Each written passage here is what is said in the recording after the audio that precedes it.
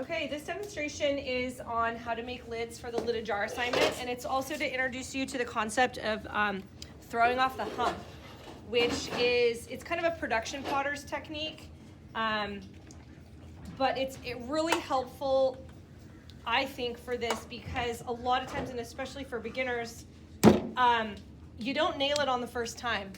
And you can also potentially have some flexibility with making a couple different possible designs and then picking the one you like the best, because it's nice to have options. And you really want the lid to fit nicely. You don't want it to rattle around. If it's too small inside here, it'll rattle around. So you really want a nice snug fit. So the concept of throwing off the hump is basically that you just work off of the top of the hump, right? And that you cut things off and then you just recenter and you cut things off and you recenter and you cut things off. And a lot of production potters do this because it's very quick. You don't have to, recenter the clay every single time. It's a time saver. So you want to make sure that the top is really well centered though before you start. You also want to make sure you have a pair of calipers because you need to be paying really close attention to the fit. You do not want this to be bone dry. If this is bone dry and you're trying to fit wet clay, the shrink factor is going to be too different and you're going to end up with something that doesn't fit properly. Okay, so when you make a lid, a lot of times it will spread out. So I start a lot of times like slightly smaller than I think I'm going to need because it'll spread out as you go along. And so you can see that these calipers can go on the inside of something to get the width of the inside, and that's what I'm looking for right now.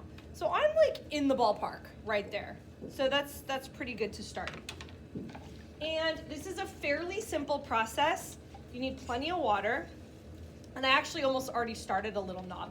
But basically what you're gonna do is you are gonna, and notice how I've got my elbow tucked in and I'm like supporting my hands together, and like this elbow's tucked into, I'm really steady. And I'm just gonna start to push down, and you'll see that it automatically just kind of pops this little knob up. And it did spread out quite a bit, so I'm gonna have to, deal with that later, but I'm definitely in the zone where I'm pretty close.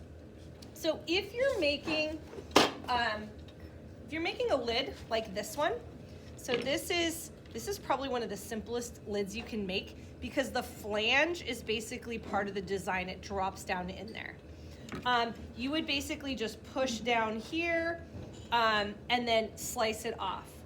But I'm gonna show you a slightly different way, but that is an option. And so I push down and then I push in. And you can see when I push in that this gets wobbly really easily. So you gotta be careful that you go slow. And if this gets too thin, it'll get real wobbly. So you just want enough to where your fingers can grip underneath it. What you don't want is a spout that goes straight up because then your fingers will just slip off of it. You need something to grip onto. So once you get to here though, you can make this knob shape anything you want. So it's almost like little mini throwing. I've got my little fingers over here, and then I've got my pointer finger underneath, and I could make it taller. But you can see how like wobbly it gets. I could make this really round. So all I'm just using is fingertips here. So I could make it like a really super round knob if I wanted. If I came in and pushed a little, I could probably make it pointed at the top. I could push down with this finger. So notice how I'm not going at it ever with one finger. I'm always bracing it. So think about it almost like centering, where this finger is keeping it in center. I could push down on the top and I could flatten it. So you can go really fancy here. You could just make it circular, whatever you want. The big thing is that it just needs a little bit of an undercut so that your fingers can grip onto it, okay? And so your knob design is really completely up to you. So I could sink down here to create this lid design, but I'm gonna show you, that would probably be the simplest way, and then I'm gonna show you this other way. So again, I'm gonna go back to my measurement. I've got it there. So I'm a little bit too wide right now. So I'm gonna actually push down on this outer edge to make it slightly narrower here. And then I'm gonna come in from the side, and notice how the wheel's going pretty fast. This is all sort of like centering. So I don't want it to be going too slow. I'm gonna come in like this, and I'm gonna cut in. Gotta make sure you got enough water here. And I'm gonna cut in here. And this is where my design can start to change. So I'm making the flange. So this is the part that's gonna drop down into there. But this could be like a dome. So I could push down on this and make it domed. It's really, the design of the lid is really up to you. The trick is keeping it centered as you're doing this. And then I'm gonna come in here with my flange. Now I can trim a lot of bulk away on this later. So, you know, I'm just trying to get sort of the general shape that I want. Okay, and then I could undercut this a little bit more. So now I'm gonna do some measuring. So I'm gonna measure the outside. So I'm gonna see like, okay, how far of an overhang is this gonna have? So I'm measuring here. And then I'm measuring here. Okay, a little bit of an overcut or an overhang. I can always trim it more later. And then and then the same thing with this. You can always trim it, but if it gets too small, it's gonna rattle around. So I wanna make sure that I've got, so I'm gonna come in here. Whoop. It's kind of a tricky size because it's like right where the calipers change. So I'm measuring there. Yeah, that's still kind of big actually. I'm gonna come in a tiny bit more. Okay, and then I'm gonna call it good.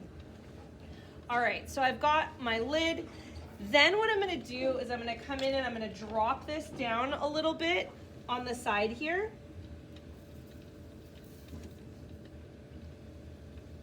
I'm really gonna give myself a nice little undercut there. Okay, and then here's the trickiest part, and this takes practice. And this is actually kind of a crummy needle tool to do it with, but what you're gonna do is you're gonna try to keep this as horizontal as possible, and I'm just gonna come in like this and slice this little baby off. So not too fast, keeping it horizontal, and I'm gonna come in here, and I'm gonna just go right to the middle, and then you'll feel when it starts to go, and you gotta turn it off immediately. And then you've got a nice little lid there, okay? And you could put that on a board or whatever. And then the cool thing about throwing off the hump is that you've got your clay here, and you can just recenter it and then go right back in and do another one. So just again, it likes to go concave like that sometimes when I'm popping up my lid or popping up my knob. So sometimes you gotta kind of spend a little time compressing from the top. And then you can just pop up another knob and do another one. I would definitely recommend making 2 or 3. You could do different styles. You could do one that style, one this style, different knobs, different sizes, convex, concave. Just give yourself some options. Okay? All right.